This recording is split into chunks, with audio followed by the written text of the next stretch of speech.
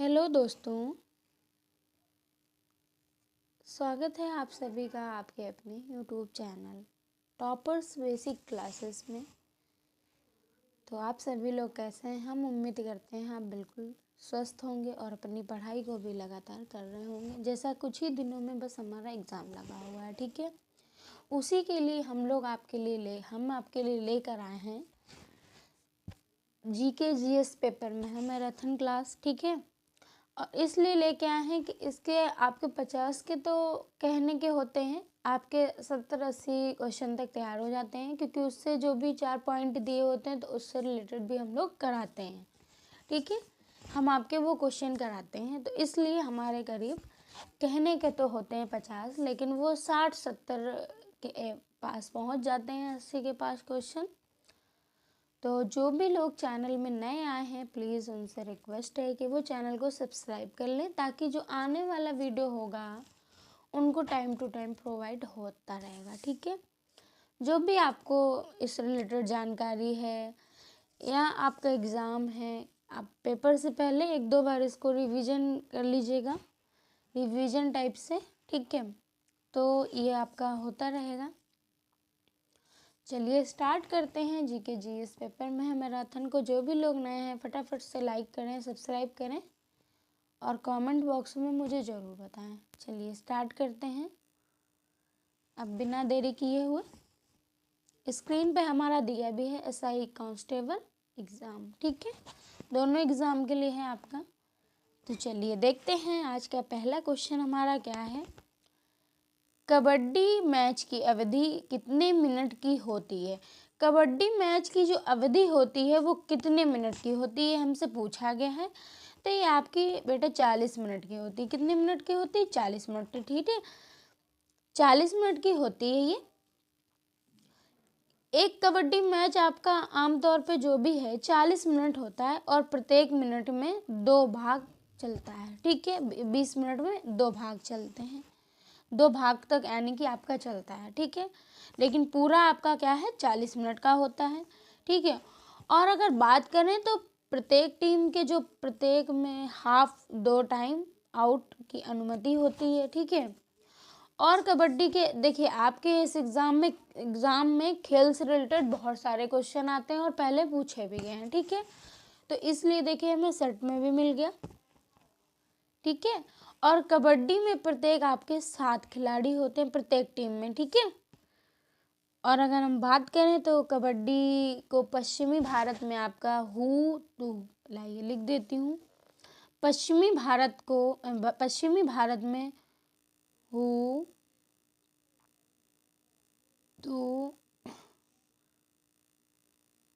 तू और दक्षिण भारत में चेंगुड़ू, ठीक है। चेंगड़ू नाम से जाना जाता है। अब इसको हटाना चाहूँगी, आप लोग नोट करना चाहें तो नोट कर लें, ठीक है। किस नाम से? दक्षिण भारत में अब पश्चिम भारत में आपका है ही हु तू और दक्षिण भारत में आपका एक सेकेंड चेंडू गुड़ू, ठीक है। इस नाम से आपका जाना जाता है। चलिए हम अपने नेक्स्ट क्वेश्चन की तरफ चलते हैं। आइए देखते हैं नेक्स्ट क्या है।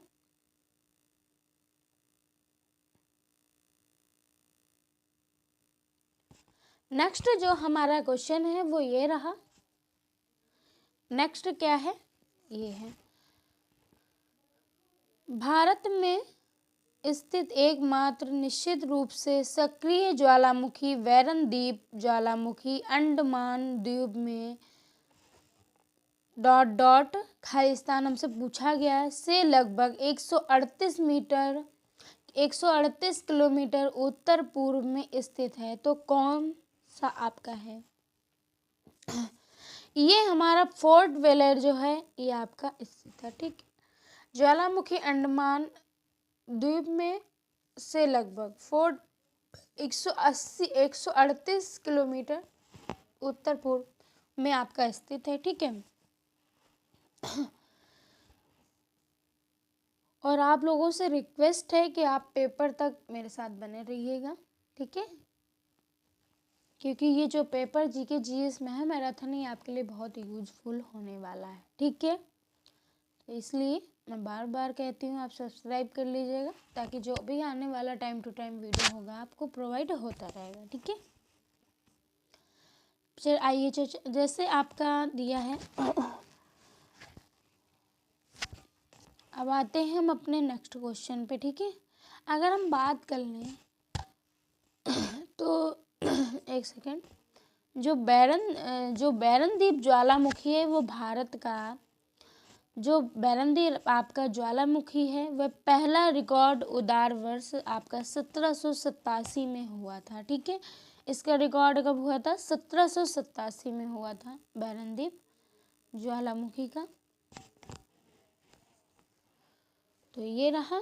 अब चलिए हम अपने नेक्स्ट क्वेश्चन पे आते हैं, समय ना बर्बाद करते हुए।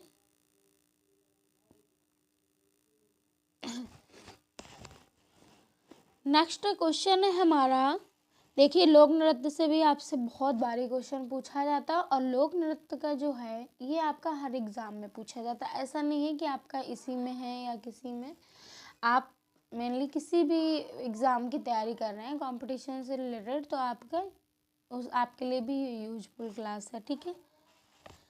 तो ये हमारा क्वेश्चन है, क्वेश्चन नंबर 3, पंजाब का कौन सा लोक नृत्य मुख्यतः महिलाओं द्वारा किया जाने वाला नृत्य है? तो कौन सा है? अगर हम बात करें तो महिलाओं द्वारा जो गिद्दा नृत्य है ये आपका महिलाओं द्वारा किया जाता है। ऑप्शन डी हमारा यहाँ पर बिल्कुल राइट हो जाएगा, ठीक है। गिद्दा पंजाब में महिलाओं द्वारा किया जाने वाला आपका एक लोक नृत्य है, ठीक है।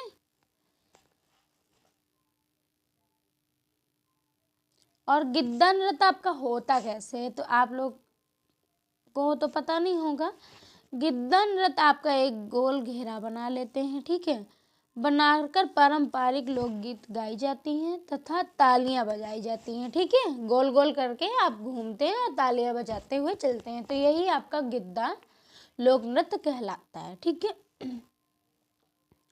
अगर हम बात करें तो जैसे पंजाब का तो भांगड़ा भी एक जीवंत लोक नृत्य है, ठीक है। और आपका कीकली भी पंजाब का ही एक लोक नृत्य है, ठीक है। तो लोक नृत्य आपने नहीं पढ़े तो आप पढ़ लीजिएगा, बाकी पढ़ के तो जाइएगा, और पॉसिबल होगा तो मैं पेपर से पहले लोक नृत्य का एक क्लास लेके आऊँगी, ठीक है। चलिए हम अपने नेक्स्ट क्वेश्चन पे आते हैं, नेक्स्ट देखते हैं।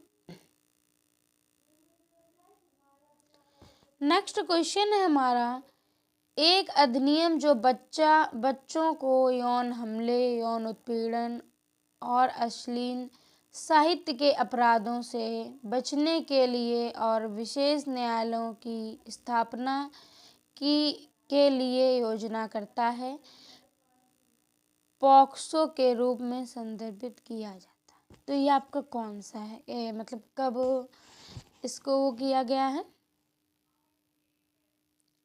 ठीक है, न्यायालयों की स्थापना योजना करता है, तो ये कब किया गया है आपका?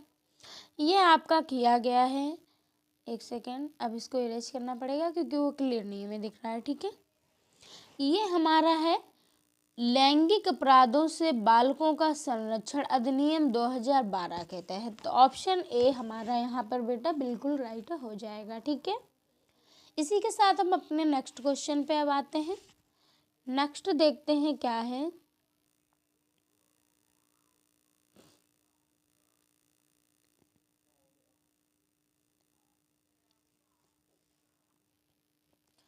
नेक्स्ट क्वेश्चन हमारा क्या है, भारतीय खाद्य निगम सरकार द्वारा घोषित ... में किसानों से खाद्यान्न खरीदता है, किसानों से खरीदता है, खाद्यान्न खरीदता है, जो खाद्य वगैरह होते हैं, तो ठीक है। तो ये आपका कौन खरीदता है? ये आपका न्यूनतम समर्थन मूल्य के क्वेश्चन हमारा क्या पूरा करता है, भारतीय खाद्य निगम सरकार द्वारा घोषित न्यूनतम समर्थन मूल्य में किसानों से खाद्यान्न खरीदता है। तो ऑप्शन आपका बी यहाँ पर बिल्कुल राइट हो जाएगा। ठीक है, इसी के साथ हम अपने नेक्स्ट क्वेश्चन की तरफ चलते हैं। तो नेक्स्ट हमारा जो क्वेश्चन है वो ये रहा।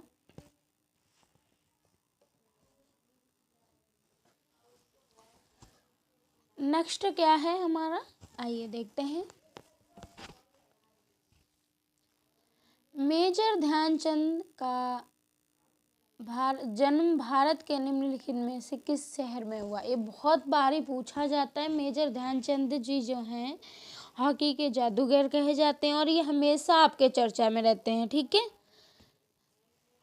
और अभी इनकी हाल ही फिलहाल में इनका वो मनाया भी गया था। तो आप लोग मुझे कमेंट बॉक्स में बताएंगे।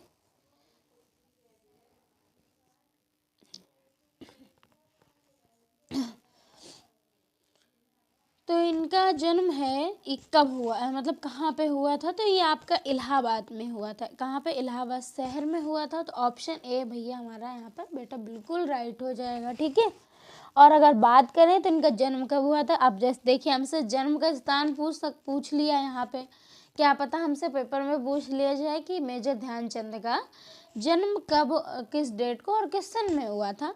तो क्वेश्चन बनाने के लिए तो बना सकते हैं घुमा के ही कि मेजर ध्यानचंद का जन्म इलाहाबाद में हुआ था और डेट वगैरह क्या रही थी, तो ऐसे पूछ सकते हैं। तो ये आपका 29 अगस्त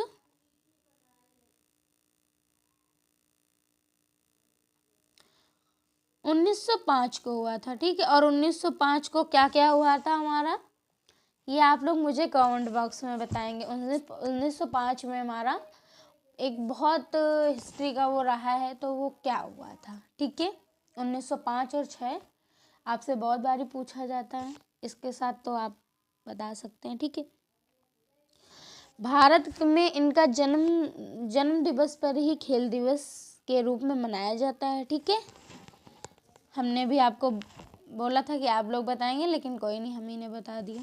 ठीक है, और इनको हॉकी के तो जादूगर कहा ही जाता है। ठीक है, और मेजर ध्यानचंद जी को आपके 3 स्वर्ण पदक जीतने वाले टीम के स्टार खिलाड़ी थे। ठीक है, और अब इनकी जन्म से रिलेटेड हमने चर्चा की, तो हम मृत्यु पे भी चर्चा कर लेते हैं। इनकी मृत्यु कब हुई?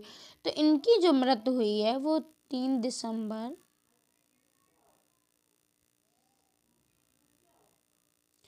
3 दिसंबर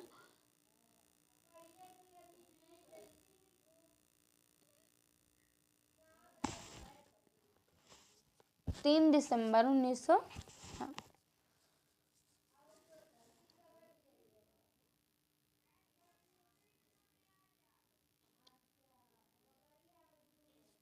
3 दिसंबर आपकी 1979 को हुई थी। ठीक है, इसी के साथ हम अपने नेक्स्ट क्वेश्चन पे आते हैं।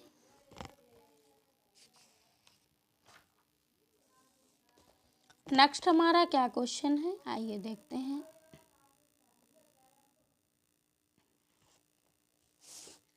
नेक्स्ट हमारा क्वेश्चन है, गणगौर के पर्व के दौरान निम्नलिखित में से किस हिंदू देवी की पूजा होती है या की जाती है?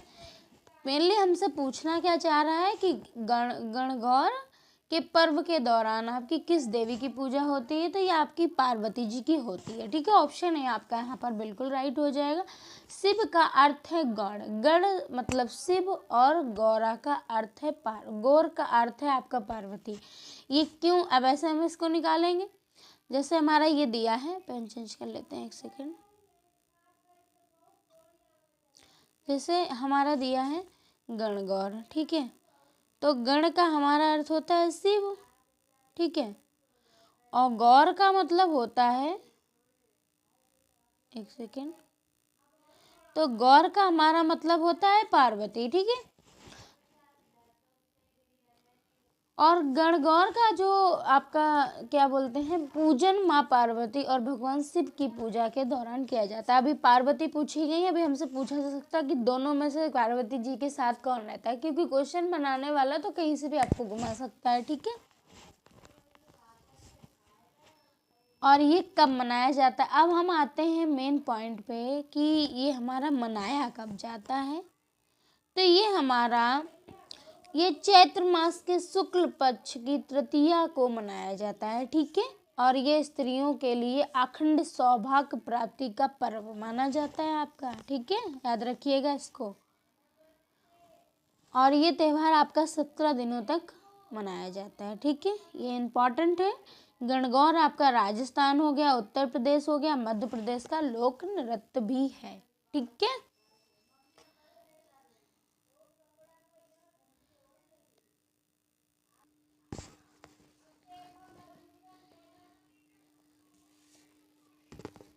अब हम अपने नेक्स्ट क्वेश्चन की तरफ चलेंगे, आइए देखते हैं। तो नेक्स्ट क्या है, ये रहा हमारा नेक्स्ट क्वेश्चन है हमारा 1845 से 46 ईस्वी की अवधि के दौरान निम्नलिखित में से कौन सी लड़ाई लड़ी गई थी। तो इस दौरान आपकी कौन सी लड़ाई लड़ी गई थी, ये हमसे पूछा गया है। ये जो आपकी लड़ाई है, तो ये आपकी प्रथम अलंग सिख युद्ध जो हुआ था, वो लड़ाई आपकी लड़ी गई थी 48 से 45 के बीच, ठीक है। और अगर हम बात करें प्रथम अलंग सिख जो युद्ध है, तो ये आपका, और अब तो इसमें हुआ, और द्वितीय अगर आपसे पूछा जाए तो 1848 से 49 में हुआ था, ठीक है।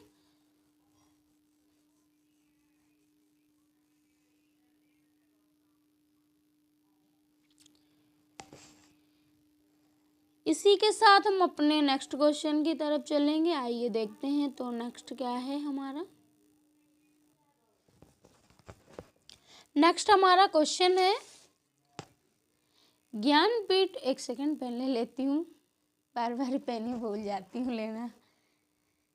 ज्ञानपीठ पुरस्कार पहली बार किस वर्ष प्रदान किया गया था। हमसे पूछा गया है, कोई चीज़ हमसे पहली बार पूछी जाएगी, अंतिम बार पूछी जाएगी और प्रेजेंट बार पूछी जाएगी कि अभी हाल ही में इस चीज़ को ऐसा हुआ है तो कब हुआ है, ठीक है। तो ये चीज़ें, मतलब ये क्वेश्चन हमसे हमेशा बने रहते हैं। तो ज्ञानपीठ पुरस्कार पहली बार किस वर्ष प्रदान किया गया था, ये हमसे पूछा गया है। तो ये हमारा बेटा 1965 में प्रदान किया गया था। 1965 ऑप्शन ए में है हमारा, तो वही राइट हो जाएगा, ठीक है। और अगर हम बात करें तो भारतीय पुरस्कार भारतीय ज्ञानपीठ न्याय द्वारा भारतीय साहित्य के लिए आपका दिया जाने वाला सर्वोच्च पुरस्कार है, ठीक है। अब इसमें क्या क्या जैसे होता है, क्या क्या राशि दी जाती, और इस पुरस्कार को आपकी 8वीं अनुसूची में शामिल किसी भी भाषा के लिए इस पुरस्कार को दिया जाता है, ठीक है। जो 8वीं अनुसूची आपकी, उसमें जो भाषाएं हैं 22, ठीक है, तो उसमें किसी भी भाषा के लिए दिया जा सकता है, दिया जाता ही है, आपका कह सकते हैं इस तरह से, ठीक है। और अगर हम बात करें तो इसमें होता क्या है, तो आपके 11 लाख रुपया होते हैं,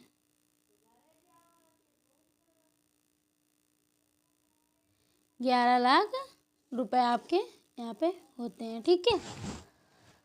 और अगर बात करें, और बाग देवी की एक प्रतिमा और प्रशस्ति पत्र दिया जाता है, ठीक है। बाग देवी की प्रतिमा होती है और प्रशस्ति पत्र होता है आपका, ठीक है। और अगर हम बात करें तो वर्ष 2018 में पुरस्कार अंग्रेजी साहित्य के लिए पहली बार दिया गया था, जो आपका 54वां था, ठीक है। अब हम बात करते हैं कि ये ज्ञानपीठ पुरस्कार किसको सबसे पहली बार मिला। अब हम आते हैं, क्योंकि पहले पूछा जा रहा है, तो पहली बार किसको मिला है, ये आपका थोड़ा सा आइए देखते हैं।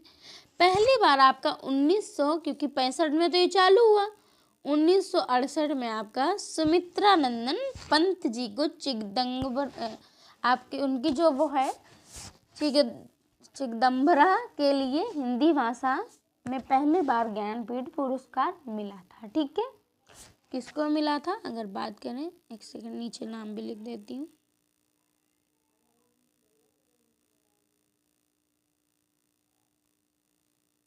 सुमित्रा नंदन पंत जी को मिला था, ठीक है। तो अब हम इसी के साथ अपने नेक्स्ट क्वेश्चन की तरफ चलेंगे। इसलिए मैंने स्टार्टिंग में एक कहा था कि कहने के तो वो हमारे 50 होंगे, लेकिन वो डबल के आसपास वो पहुंच जाते हैं क्वेश्चन, ठीक है, क्योंकि आपके उस क्वेश्चन से जितने क्वेश्चन बनते हैं वो भी कराती हूँ। 4 जो ऑप्शन होते हैं उसमें जो भी इम्पॉर्टेंट होता है, जो सही है, उसको कराती हूँ। तो ऐसे कई क्वेश्चन बनते हैं आपके, अगर देखा जाए। और आप लोग मेरे साथ कॉपी पेन लेके बैठे, क्योंकि जो मैं एक्स्ट्रा जानकारी देती हूँ तो इसको आप नोट कर लीजिए करें, क्योंकि वीडियो में सुना हुआ तो भूल जाएंगे, या तो आप बार बार उसको रिपीट करके देखें, ठीक है। रिवाइज करके आप देखेंगे नहीं, रिवाइज बार बार करेंगे नहीं, तो आप इसको कहीं नोट कर लीजिए। नोट करने में क्या है, कभी हम अगर एक बार अपना रीड करना चाहें तो रीड कर सकते हैं। आइए नेक्स्ट क्वेश्चन देखते हैं। तो नेक्स्ट हमारा ये रहा, ये भी काफ़ी आपको वेरी इंपॉर्टेंट है, चूँकि एएसआई का एग्ज़ाम है तो उसमें ये पूछा जाता ही है और जा सकता भी है और पूछा जाएगा ही लगभग, ठीक है। क्वेश्चन हमारा क्या है, भारतीय दंड संहिता की धारा 304 से संबंधित है। ये आपसे पूछा गया है, जो भारतीय दंड संहिता की जो धारा है 304 ये किससे संबंधित है? तो ये आपकी दहेज हत्या से संबंधित है। किस हत्या से? दहेज हत्या से संबंधित है। ऑप्शन डी में हमारा हिट हो जाएगा, ठीक है।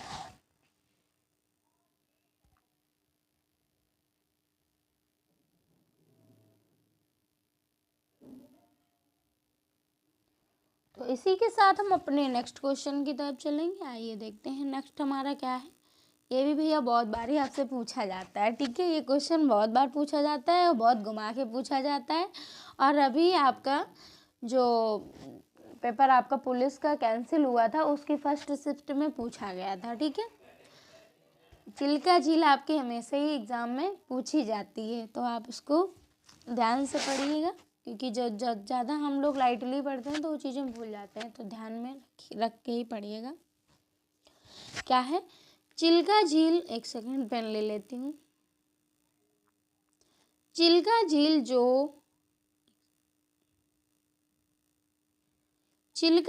जो कि भारत की सबसे बड़ी खारे पानी की झील है, ये किस राज्य में स्थित है? अभी आपसे जो यूपी पुलिस में पूछा गया था, तो उत्तरी पूर्वी तट पर ऐसे करके कौन सी झील स्थित है, तो मतलब कि कहाँ पर स्थित है, बहुत घुमाते हैं इसमें, तो इसको आप बहुत अंदर, मतलब इसका जो भी है बहुत डीपली पढ़ के जाइएगा। तो ये आपकी कहाँ स्थित है? ये आपकी उड़ीसा में स्थित है, ठीक है। अब हम बात करते हैं, उड़ीसा में स्थित है और भारत की सबसे बड़ी तटीय झील आपकी चिल्का झील है, ठीक है, ये भी है। और ये एक लेगून झील भी इसे ही कहा जाता है, ठीक है। और अगर बात करें तो भारत में आपकी सबसे अधिक खारे पानी की झील है, वो सांबर झील है। क्योंकि झील से रिलेटेड चर्चा कर रहे हैं तो मैं आपको वो भी दोनों का राय दे रही हूँ, ठीक है।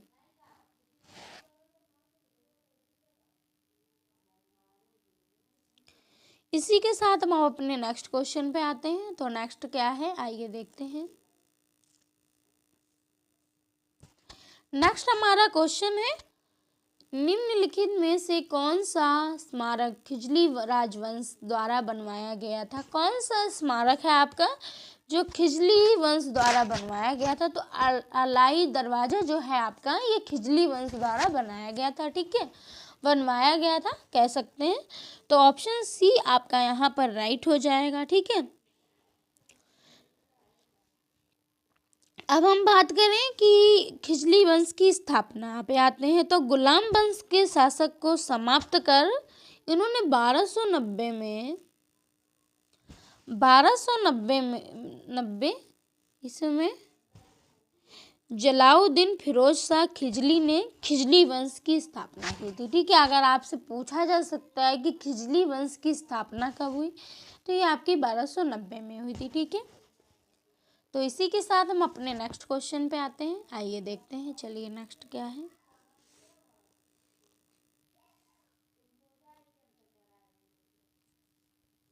नेक्स्ट हमारा क्वेश्चन है, ये रहा। आइए देखते हैं नेक्स्ट क्वेश्चन क्या है। भारत के बॉम्बे में कताई मिल के रूप में पहली कॉटन मिल किस वर्ष स्थापित की गई थी।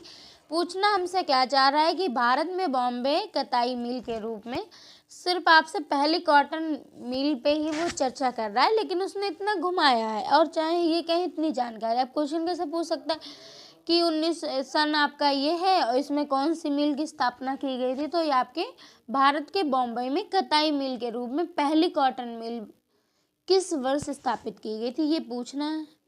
तो ये हमारी 1854 में की गई थी। ठीक है, ऑप्शन ए आपका यहाँ पर बिल्कुल राइट हो जाएगा बेटा। अगर हम बात करें तो बम्बई में पहले जो सूती कपड़ा कारखाना कावासाजी डाबर द्वारा स्थापित किया गया था। ठीक है, इसी के साथ हम अपने अब नेक्स्ट क्वेश्चन पे आते हैं। तो नेक्स्ट जो हमारा क्वेश्चन है वो ये रहा। शिशिर कुमार घोष ने भारतीयों में राष्ट्रीयता की भावना जगाने के उद्देश्य से 1875 में ...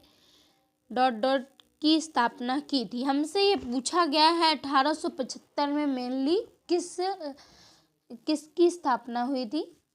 तो 1875 में जो आपकी स्थापना हुई थी वो इंडिया लीग की स्थापना हुई थी। एक सेकेंड, ऑप्शन बी में इंडिया लीग की स्थापना हुई थी। ठीक है, अब इसी पे आपके 3-4 क्वेश्चन बनते हैं कि इंडिया लीग की स्थापना जो मतलब देखिए इनका नाम पूछा जा सकता है, सन पूछा जा सकता है और कौन सी स्थापना। 3 तो आपके सीधे से ही सिंपली बन गए। तो ये आपकी इंडिया लीग की स्थापना की थी। ठीक है, अगर हम बात करें तो जो ये हमारा आर्य समाज, अब इस पे भी चर्चा कर लेते हैं क्योंकि बहुत बारी पूछा गया है। ठीक है, ये हमारा ऑप्शन बी यहाँ पर राइट होगा। आर्य समाज की जो स्थापना हुई थी ये 1875 में ये भी हुई थी। ठीक है, लेकिन इसके संस्थापक कौन थे, ये भी इनके थे दयानंद सरस्वती जी। ठीक है, कौन थे, दयानंद सरस्वती जी थे। अगर हम बात करें डी में जो दिया इंडियन एसोसिएशन की स्थापना, तो ये इंडियन एसोसिएशन की 1876 में हुई थी। ठीक है, कब हुई थी, 1876 में हुई थी। ठीक है,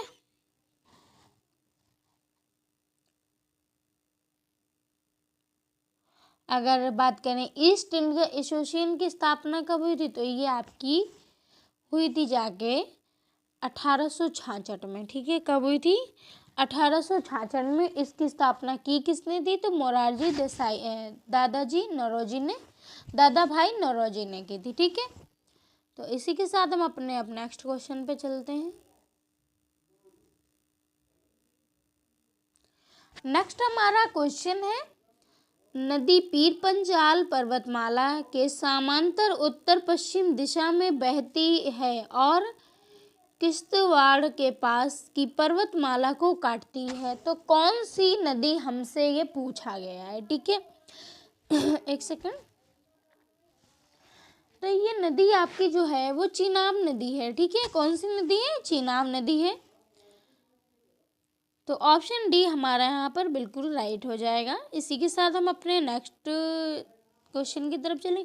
अब हम थोड़ा नदियों के नाम जान लेते हैं, क्योंकि चेनाब नदी तो आपका बात करें आधुनिक नाम है। ठीक है, अगर प्राचीन नाम की बात करें तो अस्किनी इसका प्राचीन नाम था। क्या नाम था, अस्किनी।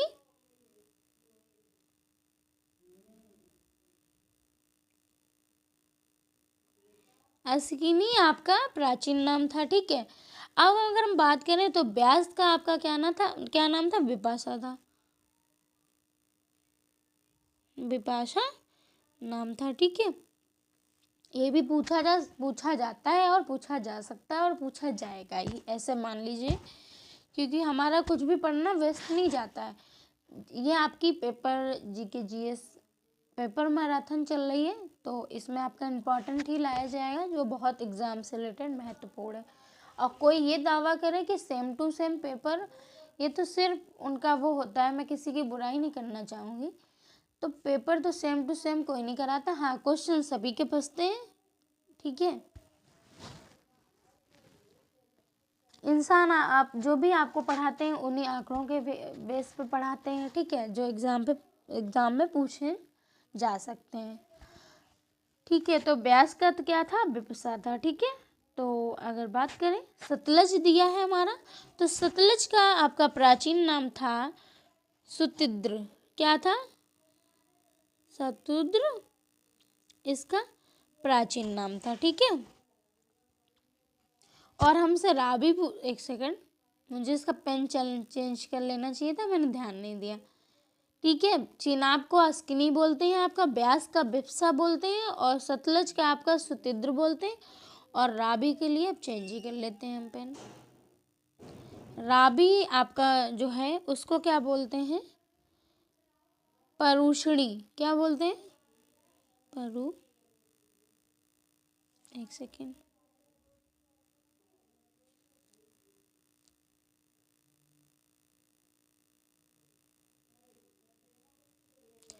परुषणी रावी को बोलते हैं, ठीक है। चलिए हम इसी के साथ अगर हम बात करें, और ये जो भी आपकी नदियां हैं, तो ये आपकी प्रमुख ऋग्वैदिक कालीन की नदियों का आधिकारिक नाम है, मतलब उस समय की इनका नाम। चलिए अब हम नेक्स्ट क्वेश्चन पे आते हैं, बहुत चर्चा नहीं करते एक क्वेश्चन पे।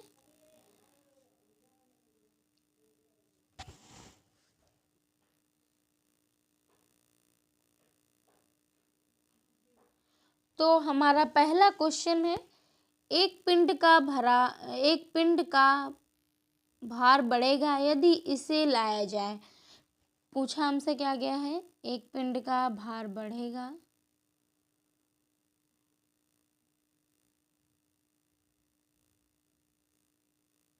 यदि लाया जाए, तो क्या लाया जाए, ये जब भूमध्य रेखा से ध्रुव पर, एक पिंड का भार जब भी बढ़ेगा जब भूमध्य रेखा से ध्रुव पर जाया जाएगा, ठीक है, तभी पिंड का भार बढ़ता है आपका, ठीक है।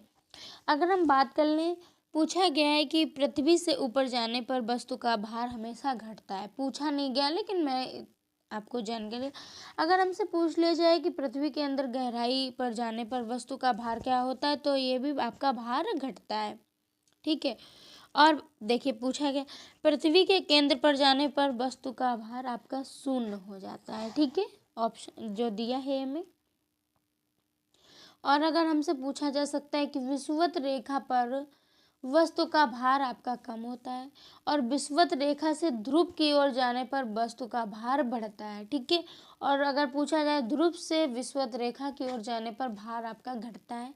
अंतरिक्ष में वस्तु का भार आपका शून्य होता है, ठीक है। तो अब हम इसी के साथ अपने नेक्स्ट क्वेश्चन की तरफ चलेंगे।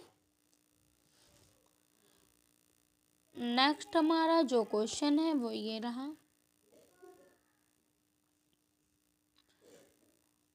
क्लास तो आपकी लंबी चलेगी, अब अपना पानी वानी पी लीजिएगा, ठीक है। तो आइए देखते हैं, उत्प्लावी बल किस पर निर्भर करता है। हमसे पूछा गया उत्प्लावी बल किस पर निर्भर करता है, तो ये आपका विस्थापित तरल के भार पर निर्भर करता है, ठीक है। ऑप्शन डी हमारा यहाँ पर बिल्कुल राइट हो जाएगा। इसी के साथ हम अपने नेक्स्ट क्वेश्चन की तरफ चलेंगे।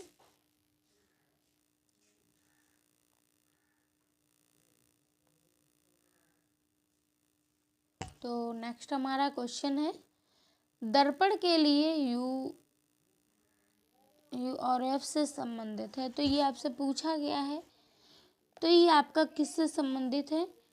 ऑप्शन सी हमारा यहाँ पर बिल्कुल राइट हो जाएगा, एफ बराबर यू इंटू यू बटे यू प्लस यू, ठीक है। तो ये हमारा राइट हो जाएगा।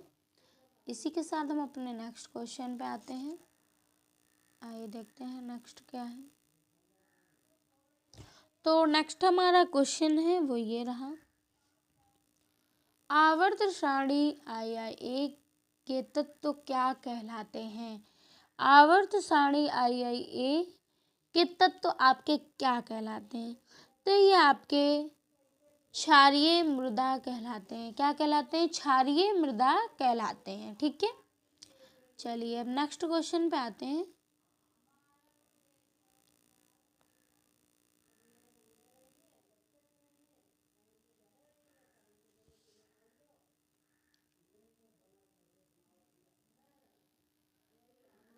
क्वेश्चन हमारा है, तत्वों के निम्न जोड़े में से कौन से जोड़े के दोनों तत्व संक्रमण तत्व हैं?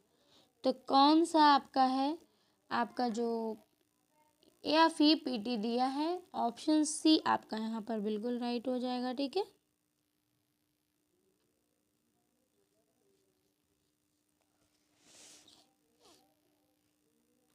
इसी के साथ हम अपने नेक्स्ट क्वेश्चन पे आते हैं। तो नेक्स्ट हमारा जो क्वेश्चन है वो ये रहा, मुगल सम्राट बाबर के बारे में निम्नलिखित में से कौन सा कथन गलत है? भैया मुगल सम्राट के जो बाबर हैं हमेशा ही पूछे जाते हैं। ठीक है, ये भी जो चूंकि इन्होंने ही मुगल साम्राज्य की स्थापना की थी। ठीक है, अगर हम बात करें तो ये कौन सा इनका गलत है पूछा गया है। तो जब वह सिंहासन पर बैठा तो उसकी उम्र 18 वर्ष थी, ये गलत है हमारा, क्योंकि उस समय उसकी उम्र जो है 18 वर्ष। कौन सा कथन आपसे गलत है? तो ये उसने पूछा है, तो जब वो गद्दी पर बैठा था तो 18 वर्ष नहीं थी उसकी, उसकी वर्ष उम्र जो थी सॉरी जो उसकी उम्र थी उस समय वो 11 वर्ष का था, मात्र कितने वर्ष का? 11 वर्ष का था, तो यही गलत हो जाता है। ठीक है, और कब बैठा था? तो ये आपका उनकी जब पिता की मृत्यु हुई थी, बाबर अपने पिता की मृत्यु के बाद 11 वर्ष की अल्प आयु में 1494 में गद्दी पर बैठा था। ठीक है, तो यही गलत, उसे फरगना का राज सिंहासन प्राप्त की थी, हाँ किया था उसने। 1494 में राज सिंहासन प्राप्त किया था, हाँ ये किया था। वह मुगल सम्राट का पहला सम्राट था, ये भी था। तो जो वो एज दी है वो गलत है आपकी। ठीक है, और अभी पूछा जा सकता है आपसे कि जो बाबर था तो ये किस वंश का था, मतलब ये हमसे पूछा जाता है। तो ये इसके जो पिता थे तो वो तैमूर वंश के वंशज थे, और माता थी तो मंगोल खान के वंशज की थी। तो ये दोनों चीजें आप याद रखिएगा। ठीक है,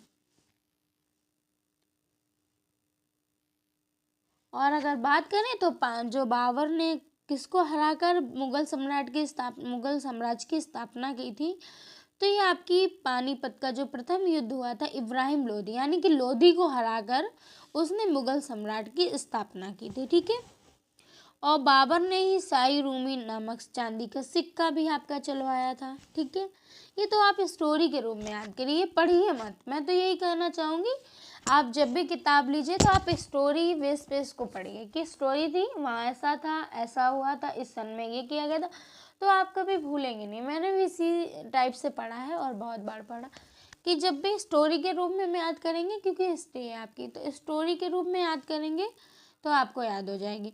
अगर आप पढ़ने के हिसाब से याद करेंगे तो भूल जाएंगे, ये आपका तय रहा। ठीक है, और बाबर ने पहली बार पानीपत का जो युद्ध हुआ था उसमें तोप और सिद्ध का तालुगमा युद्ध पद्धति, इसने ही तोप का जो निर्माण किया था, ये पूछा गया है। ठीक है, उस समय इसने तोप बना दी थी, समझिए जब कुछ भी नहीं था। ठीक है, तो मैं तो यही कहूँगी जो भी हिस्ट्री से रिलेटेड है आप उसको स्टोरी बेस पे पढ़िए, मतलब पढ़िए फिर उसको स्टोरी में किसी को सुना दीजिए कि ऐसा था, ऐसा ऐसा हुआ था, तो आप कभी नहीं भूल सकते हैं। इसी के साथ हम अपने नेक्स्ट क्वेश्चन पे चलते हैं। तो नेक्स्ट हमारा क्वेश्चन है, निम्नलिखित में से कौन सा अपशिष्ट प्रबंधन एक स्थायी तरीका नहीं है? तो कौन सा है? जो जलाना है, पेयरिंग, ये आपका स्थायी तरीका नहीं है। ऑप्शन आपका ए यहाँ पर राइट हो जाएगा। ठीक है, इसी के साथ हम अपने अब नेक्स्ट क्वेश्चन की तरफ चलेंगे। क्लास थोड़ी सी लंबी रहेगी तो ये तो स्वाभाविक है। नेक्स्ट हमारा क्वेश्चन है, चावल की उपज के लिए डॉट डॉट की आवश्यकता होती है। आपसे पूछना चाह रहा है कि जो जब चावल की पैदावारी की जाती है तो किस तापमान की आवश्यकता होती है।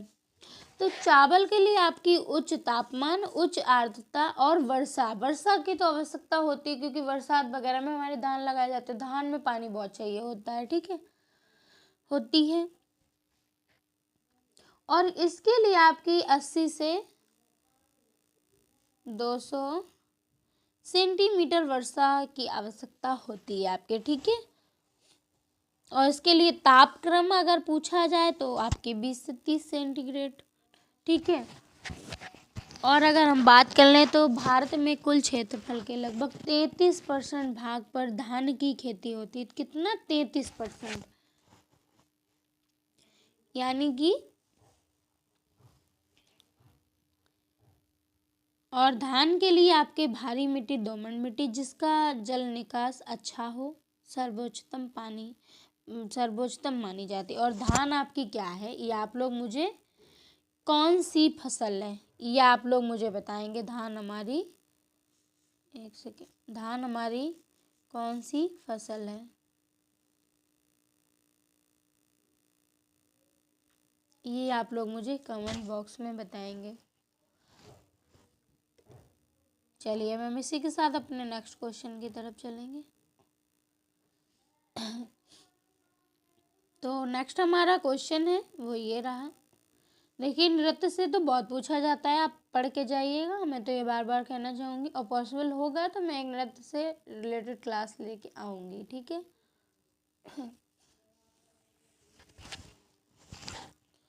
आइए देखते हैं, नेक्स्ट हमारा क्वेश्चन है, भारतीय शास्त्रीय नृत्य शैली जो गोई पारंपरिक रूप से पूछा गया है किस राज्य का, मतलब ये नृत्य है किससे संबंधित है, ठीक है। तो ये आपका मणिपुर से संबंधित है। जोगोई जो है ये आपका मणिपुर का पारंपरिक रूप से एक मतलब राज्य से संबंधित है, नृत्य है वहाँ का। ये मणिपुर की आपकी मिताई जनजाति के विशेष रूप से जुड़ा है। मिताई जो जनजाति है उसी के मतलब जनजाति से विशेष रूप से इसे जोड़ा गया, ठीक है। और अगर हम बात करें तो ये लोकप्रिय इस रूप से है क्योंकि हिंदू वैष्णववाद ने अपने विषयों के लिए लिया जाता है, ठीक है। और जो रासलीला उत्कृष्ट प्रदर्शन को दिखाता है, तो इसलिए आपका ये जगोई है जो मणिपुर का लोक नृत्य है, ठीक है। अगर हम बात करें तो पंजाब के आपको पता ही होंगे, पंजाब का दाका, धमाल, जागो, भांगड़ा, ये सारे लोक नृत्य हैं, ठीक है। कर्नाटक की तो कृष्णा, पराजित, डूलो, कुथनिया, ये आपके पंजाब के हो गए, कर्नाटक के हो गए, ठीक है। अभी इसी के साथ अपने नेक्स्ट क्वेश्चन की तरफ चलेंगे। तो नेक्स्ट क्वेश्चन हमारा क्या है, आइए देखते हैं। नेक्स्ट क्वेश्चन है एक सेकंड पेन ले लेती हूँ, बार बार ही पेन भी भूल जाती हूँ, ठीक है। नेक्स्ट हमारा क्वेश्चन है, भारत का पहला आर्थिक सर्वेक्षण डॉट डॉट में प्रस्तुत किया। ये कब प्रस्तुत किया, ये हमसे पूछा गया है। तो ये हमारा 1950 से 51 में प्रस्तुत किया गया था। ऑप्शन बी हमारा बेटा यहाँ पर बिल्कुल भैया राइट हो जाएगा, ठीक है। और ये भारत का जो आर्थिक सर्वेक्षण भारत सरकार के वित्त मंत्रालय का एक वार्षिक दस्तावेज है। क्या है? वार्षिक दस्तावेज है, ठीक है।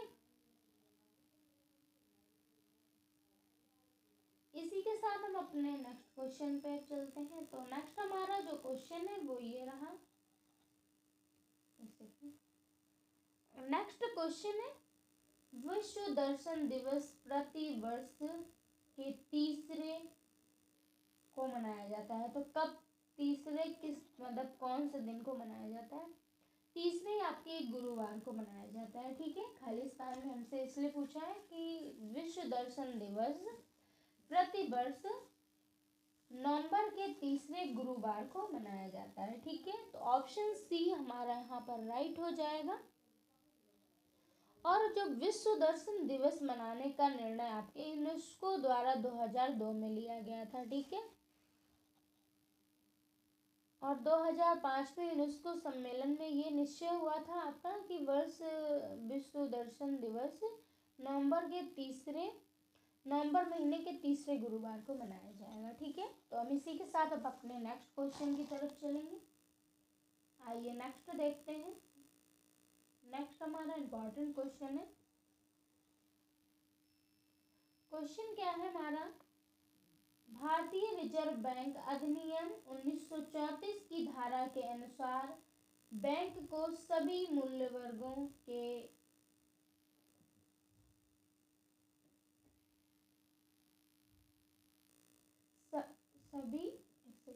सभी मूल वर्गों के बैंक नोट जारी करने का पूर्ण अधिकार प्राप्त है।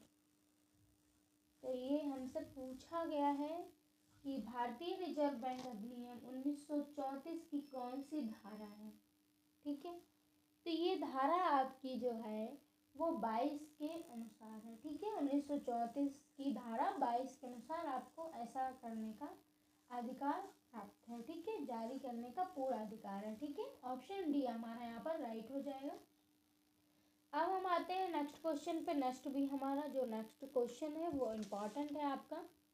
ठीक है, क्योंकि ये क्वेश्चन बहुत बार ही पूछा गया है इससे।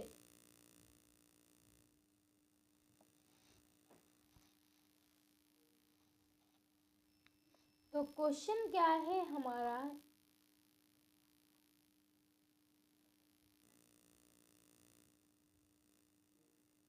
क्वेश्चन है हमारा, एक सेकेंड,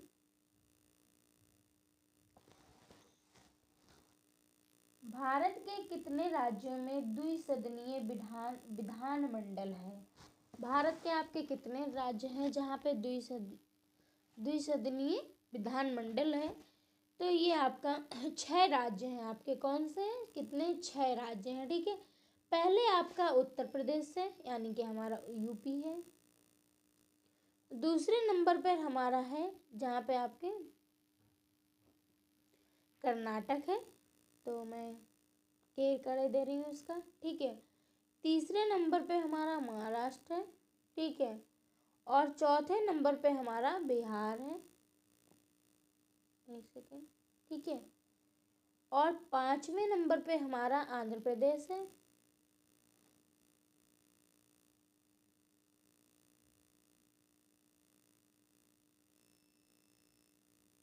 ठीक है, और 6ठे नंबर पर हमारा क्या है, तेलंगाना।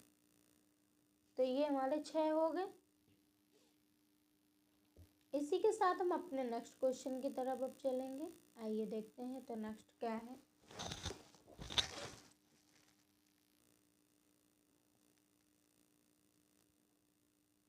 तो नेक्स्ट हमारा क्वेश्चन है, भारत में, एक सेकेंड पेन ले लेती हूँ। भारत में निम्नलिखित में से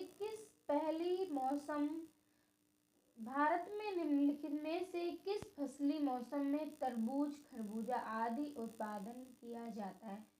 कौन सी मतलब फसल है, ये हमसे पूछा गया है। तो ये आपका जो तरबूजा खरबूजा ये जायद फसल के अंतर्गत आता है। ठीक है, जो आपका मार्च अप्रैल में बोया जाता है और जून में करीब खाया जाता है।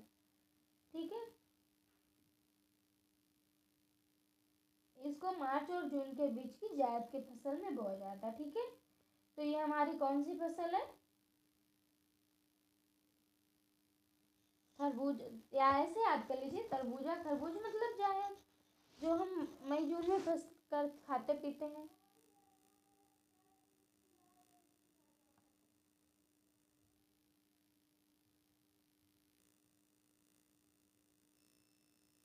अब जैसे हमसे पूछ लिया जाए कि आपकी राबी की फसल तो पता हो गई, अब जायद की फसल पता हो गई, अब हम राबी की फसल पे आ जाते हैं, क्योंकि हमसे पूछने को तो कुछ भी पूछ लेता है, पूछा भी जाता है।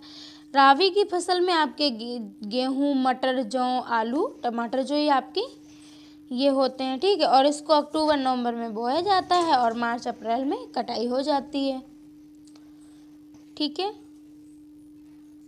खरीफ की फसल की अगर हम बात कर लें तो खरीफ की फसल आपकी मार्च जून में बोई जाती है।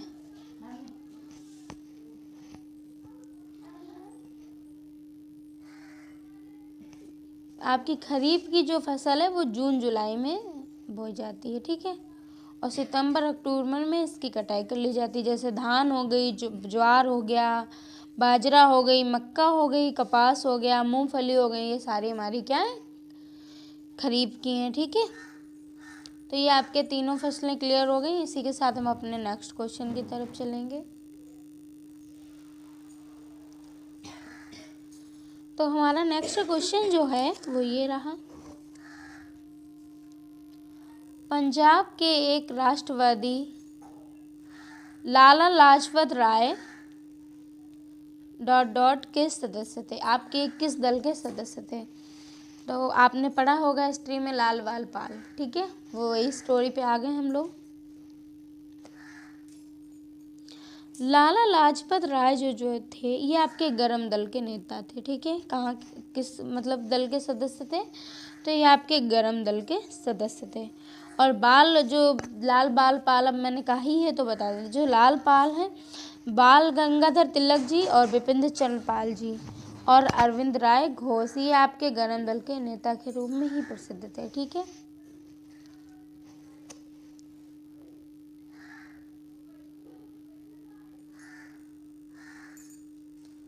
तो ऑप्शन हमारा यहाँ पर बी राइट हो जाएगा। इसी के साथ हम अपने नेक्स्ट क्वेश्चन की तरफ चलेंगे। आइए देखते हैं नेक्स्ट क्या है।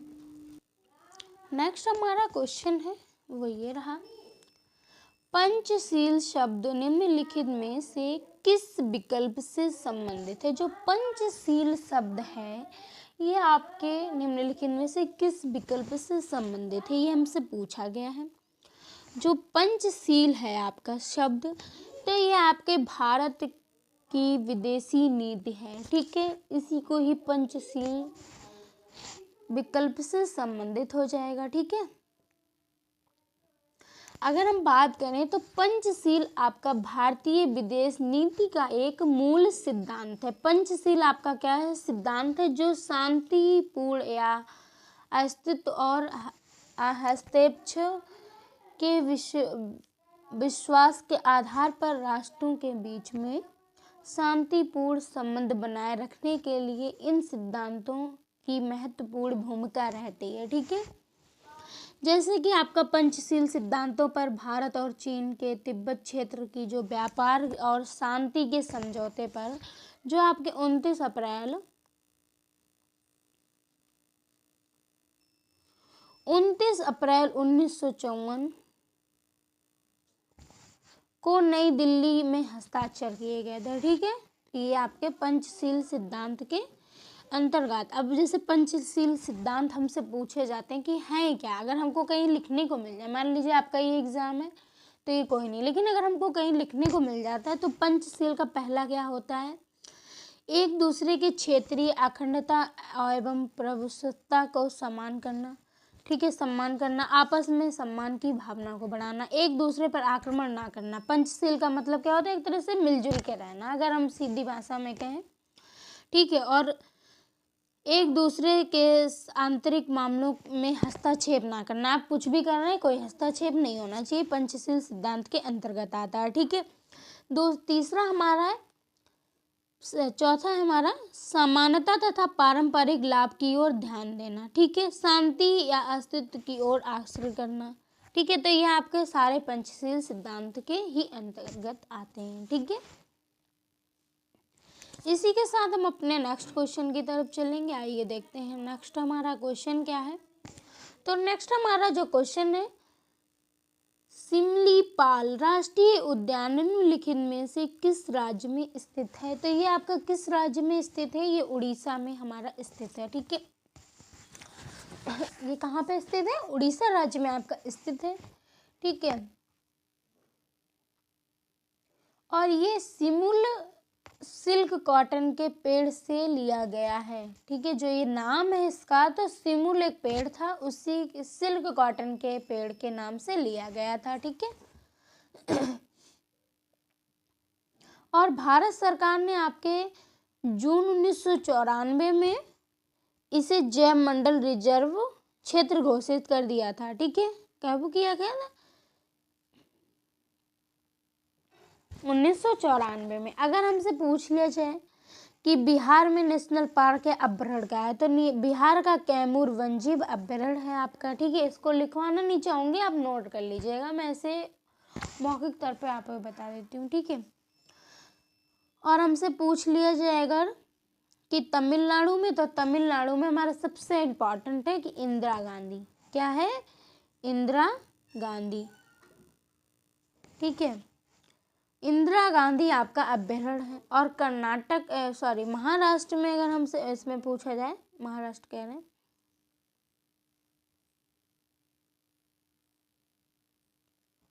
तो ये हमारे होगा। और सबसे बड़ा आपका क्या है? जिम कॉर्बेट, ये आपका उत्तराखंड में है। ठीक है, तो इसी के साथ हम अपने नेक्स्ट क्वेश्चन पे अब चलते हैं। तो नेक्स्ट हमारा क्वेश्चन है, डुंगोंग निम्न में से किस भारतीय केंद्र शासित प्रदेश का राजकीय पुष्प है?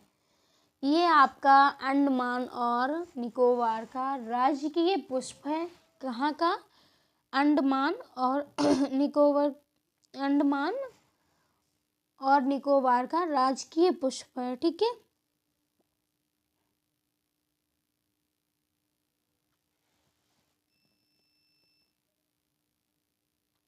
और इनका जो अंडमानी कबूतर होता है, ये अंडमान और निकोबार का राजकीय पक्षी होता है। अगर पक्षी पूछा जाए तो क्या होता है? कबूतर होता है। ठीक है, और अगर हम बात करें तो अब अपने नेक्स्ट क्वेश्चन, अगर इसकी अंडमान निकोबार की राजधानी की बात करें तो फोर्ट विलियर है, जो दक्षिणी अंडमान में स्थित है आपकी। ठीक है, तो इसी के साथ हम अपने अब नेक्स्ट क्वेश्चन की तरफ चलेंगे। तो नेक्स्ट हमारा जो क्वेश्चन है, औपनिवेशिक भारत में अंग्रेजी शासन के विरुद्ध अपनी सक्रियता के प्रसिद्ध एक प्रमुख प्रख्तून अहिंसक आंदोलन खुदाई खिदमतगार के संस्थापक निम्नलिखित में से कौन है? तो ये खान अब्दुल गफ्फार खान है। ये आपके यूपी पुलिस का जो 2024 में जो पहला एग्जाम हुआ था, जो लीक हो गया है, उसमें ये पूछा गया है। ठीक है, इसमें उसमें डायरेक्टली पूछा गया है कि खुदाई खिदमतगार जो भी हैं, तो इनके कौन है? तो ये आपके खान अब्दुल गफ्फार खान है। ठीक है,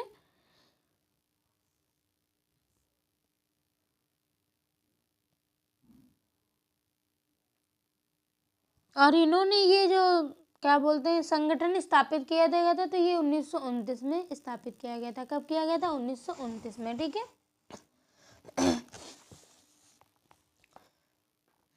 इसी के साथ अगर हम अपने नेक्स्ट क्वेश्चन की तरफ चलते हैं, आइए देखते हैं।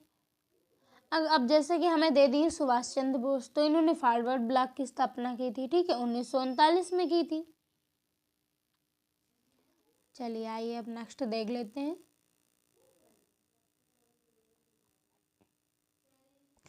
तो नेक्स्ट हमारा क्वेश्चन है, तंजावुर का राजराजेश्वर मंदिर निम्न में से किस देवता को समर्पित है? तो ये आपका भगवान शिव को समर्पित है। ये एक दो बारी मैंने प्रैक्टिस सेट में करवाया भी है। किस देवता को? ये आपका भगवान शिव को समर्पित है। ठीक है,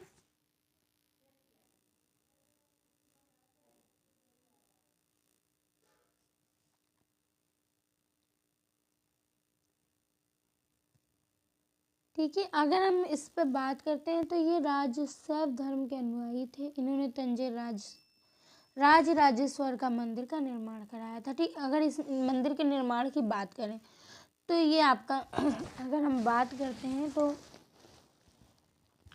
राज चोल के प्रथम द्वारा बनवाया गया था। ये आपके यहाँ से 10 दस्तक बनवाया था, ठीक है। और ये आपकी यूनेस्को की विश्व धरोहर में भी शामिल है, ठीक है, घोषित किया है। इसी के साथ हम अपने नेक्स्ट क्वेश्चन की तरफ चलेंगे, आइए देखते हैं। तो नेक्स्ट हमारा क्वेश्चन क्या है।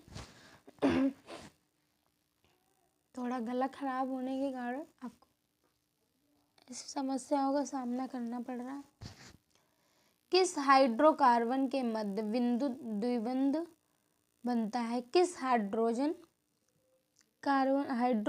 के मध्य द्विबंध बनता है? तो ये आपका CnH2n के मध्य बनता है। ऑप्शन ए आपका यहाँ पर बिल्कुल राइट हो जाएगा। इसी के साथ हम अपने नेक्स्ट क्वेश्चन की तरफ चलें। तो नेक्स्ट हमारा जो क्वेश्चन है वो ये रहा। नेक्स्ट क्वेश्चन है, मेंडल द्वारा अध्ययन की गई विशेषताओं के विपरीत युग्मों में से एक थे। कौन, मतलब क्या थे, किस कलर क्या है, ये पूछा गया हमसे। एक थे तो कौन? तो ये आपके बैंगनी और सफ़ेद फूल थे, ठीक है। क्या थे? बैंगनी और सफ़ेद फूल थे, ठीक है।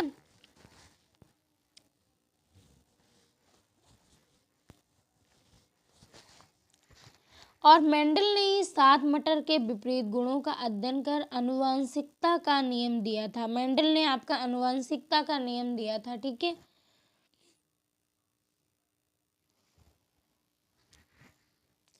चलिए अब हम इसी के साथ अपने नेक्स्ट क्वेश्चन की तरफ चलेंगे।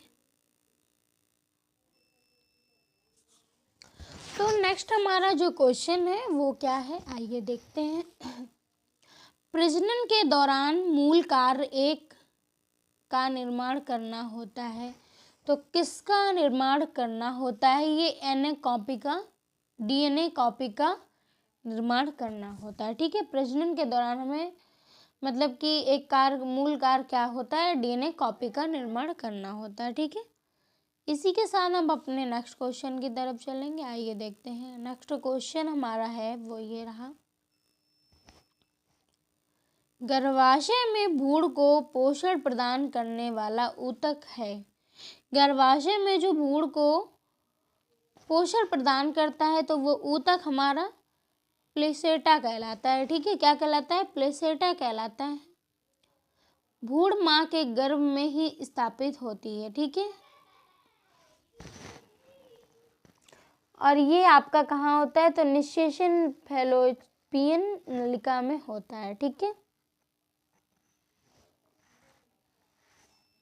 इसी के साथ हम अपने नेक्स्ट क्वेश्चन की तरफ चलेंगे, आइए देखते हैं। तो नेक्स्ट हमारा क्या क्वेश्चन है।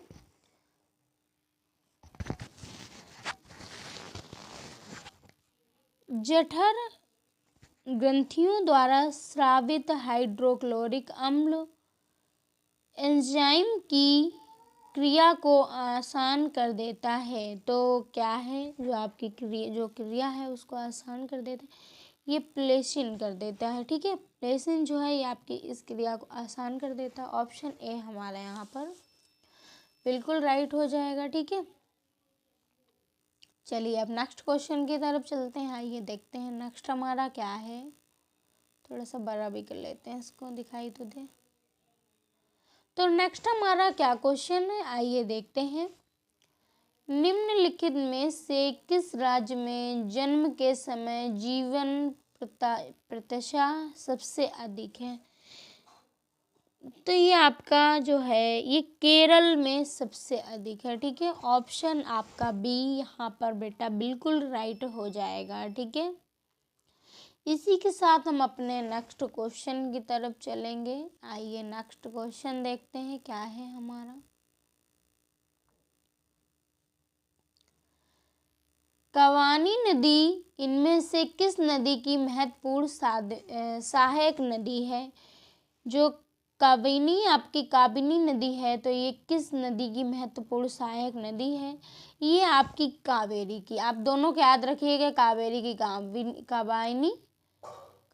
काबिनी और काबिनी की कावेरी, ठीक है। तो ये दोनों आपकी सहायक मतलब कि दोनों एक दूसरे की सहायक नदी है, ठीक है। कावेरी नदी आपकी कर्नाटक के कोंगडू जिले में ब्रह्मगिरी पहाड़ियों से निकलती है। इसकी लंबाई आपकी 800 किलोमीटर है, ठीक है। इसी के साथ हम अपने अब नेक्स्ट क्वेश्चन की तरफ चलेंगे। तो नेक्स्ट हमारा क्या क्वेश्चन है वो देखते हैं। नेक्स्ट क्वेश्चन है हमारा, सांची में स्थित बौद्ध विहार का विशाल स्तूप ग्रेट स्तूपा भी कहा जाता है। ये भारत में सर्वाधिक प्रसिद्ध बौद्ध स्मारकों में से एक है, जो किस जिले के सांची शहर में स्थित है।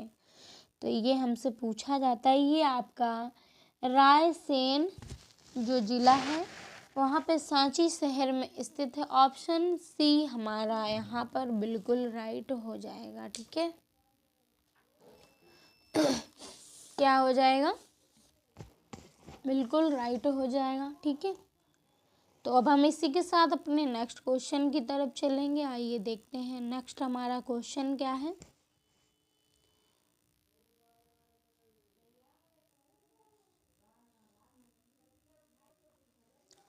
डॉट डॉट, एक सेकंड पेन ले लेती हूँ, बार बार पेन को महारानी विक्टोरिया की उद्घोषणा में यह कहा गया कि अब से भारत का शासन एक एवं प्रशासन ब्रिटिश सम्राट के नाम पर एक राज्य में सचिव के माध्यम से संचालित किया जाएगा। तो किस सन में ये कहा गया था?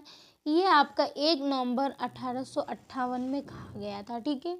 कब कहा गया था कि जो शासन है आपके वो ब्रिटिश सम्राट के नाम पर एक राज्य सचिव के माध्यम से संचालित किया जाएगा। ये 1 नवंबर 1858 को कहा गया था, ठीक है।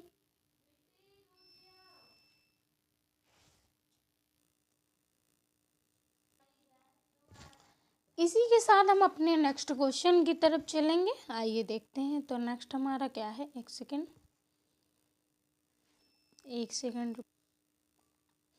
नेक्स्ट हमारा जो क्वेश्चन है वो ये है, निम्नलिखित में से कौन सी प्रायद्वीप भारत की पश्चिम की ओर बहने वाली सबसे बड़ी नदी है?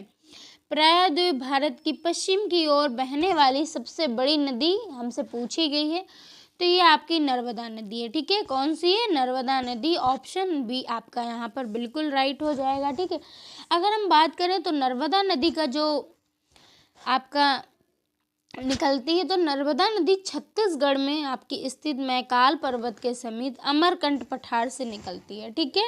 और नर्मदा नदी अपने मुहाने पर डेल्टा का निर्माण नहीं करती है, ठीक है। इसका प्रमुख कारण क्या है? तो ये एक भ्रंश घाटी से होकर प्रवाहित होती है, इसलिए अवसाद का अभाव रहता है, तो ये डेल्टा का निर्माण नहीं करती है, ठीक है।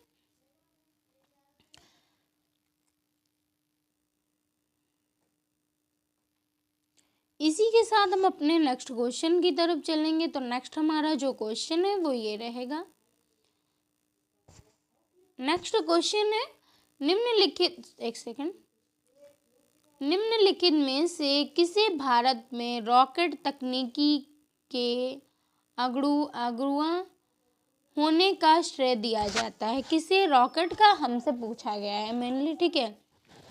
तो रॉकेट का आपका टीपू सुल्तान जो है इसको श्रेय दिया जाता है, ठीक है। किसको दिया जाता है? एक सेकंड। ऑप्शन ए हमारा यहाँ पर बिल्कुल राइट हो जाएगा। टीपू सुल्तान को अगुआ रॉकेट तकनीकी के अगुआ होने का श्रेय दिया जाता है, ठीक है। विज्ञान और प्रौद्योगिकी संरक्षक भी थे तथा इन्हें भारत के रॉकेट प्रौद्योगिकी अग्रणी के श्रेय भी दिया जाता है, ठीक है।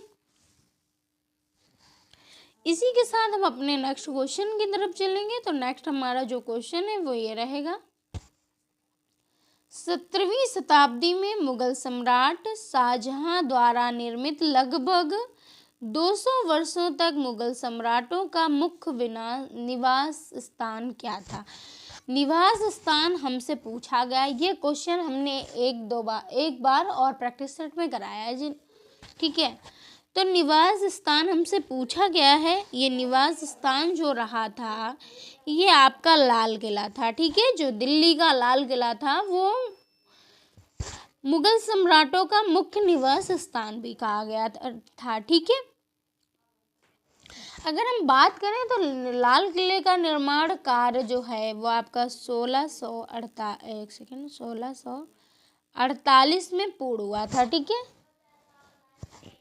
200 वर्षों तक मुगलों का वो रहा था, ठीक है, निवास स्थान।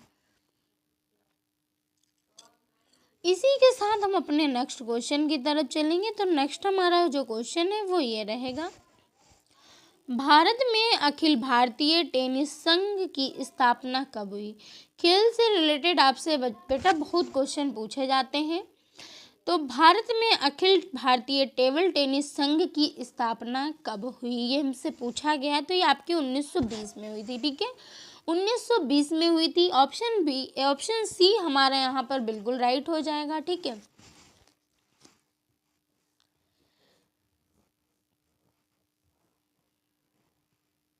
इसी के साथ हम अपने नेक्स्ट क्वेश्चन की तरफ चलेंगे। तो नेक्स्ट हमारा जो क्वेश्चन है वो ये रहा, 15वें हॉकी विश्व कप 2023 की उप विजेता टीम कौन सी रही। जो 15वां हॉकी विश्व कप हुआ था 2023 की, इसकी उप विजेता कौन रही। तो ये आपकी जो उप विजेता रही थी ये थी आपकी कौन सी, मतलब कौन रही थी। तो ये बेल्जियम रही थी, ठीक है। कौन सी थी, बेल्जियम। जो 15वें हॉकी विश्व कप 2000 की उप विजेता टीम थी वो बेल्जियम की थी, ठीक है। कहाँ की थी, बेल्जियम की थी। ऑप्शन बी हमारा यहाँ पर बिल्कुल राइट हो जाएगा। और पेपर महामैराथन जीके जीएस की क्लास आपकी ख़त्म होने के आई है। तो आप लोग सभी चैनल को प्लीज़ सब्सक्राइब जरूर कर लीजिएगा और फिर मुझे कमेंट बॉक्स में ज़रूर बताइएगा कि क्लास आपको कैसी लगी है, ठीक है। और लाइक भी ज़रूर कर दीजिएगा, क्योंकि मैं आपके साथ इतनी जो मेहनत कर रही हूँ और आप भी मेरे साथ उतनी मेहनत कर रहे हैं, उतनी ईमानदारी से बने हुए हैं, ठीक है। अब है आज का हमारा पेपर जीके जीएस महामैराथन का लास्ट क्वेश्चन। आपकी क्लास यहीं से हो जाएगी समाप्त, ठीक है। क्वेश्चन हमारा क्या है, मार्च 2024 में भारत और सेशेल्स के बीच कौन सा द्विवार्षिक युद्ध अभ्यास आयोजित किया गया जिसका युद्ध अभ्यास का तात्पर्य मित्रता था। तो ये 2024 में ही आपका लमितीय सैन्य अभ्यास जो हुआ है ये आपका 2024 का मित्रता अभ्यास बना है, ठीक है। ऑप्शन ए हमारा यहाँ पर बिल्कुल राइट हो जाएगा, ठीक है। और जो विकल्प है ये हमारे गलत हो जाएंगे, ठीक है। तो आज की क्लास आपकी यहीं तक, कल फिर मिलते हैं एक नई क्लास के साथ। जैसा कि हमारा पेपर जीके जीएस पेपर महामैराथन चल रहा है, तो आप लोग सभी चैनल को सब्सक्राइब कर लीजिएगा ताकि जो आने वाला हमारा पेपर जीके जीएस महामैराथन का क्लास वीडियो होगा वो आपको समय से प्रोवाइड होता रहेगा, ठीक है। लाइक करें, सब्सक्राइब करें और पसंद आए तो आप मुझे कमेंट बॉक्स में ज़रूर बताइएगा। थैंक यू, फिर मिलते हैं कल और पेपर तक तो मिलेंगे ही, ठीक है।